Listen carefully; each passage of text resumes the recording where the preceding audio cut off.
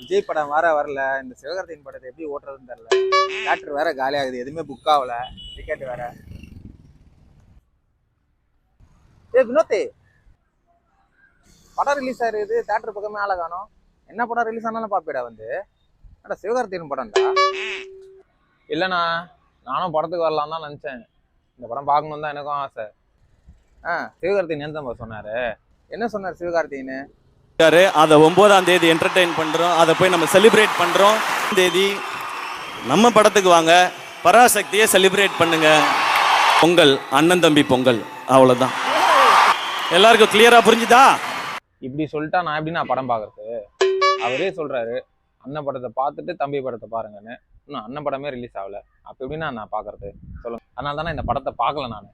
5 வண்ண பூவே தாலேலோ லாலி. அட லூசு பயலுங்களா, உங்களை நம்பி தியேட்டர் ஆரம்பிச்சு படத்தை ஓட்டின பாரு, என்ன சொல்லணும்டா.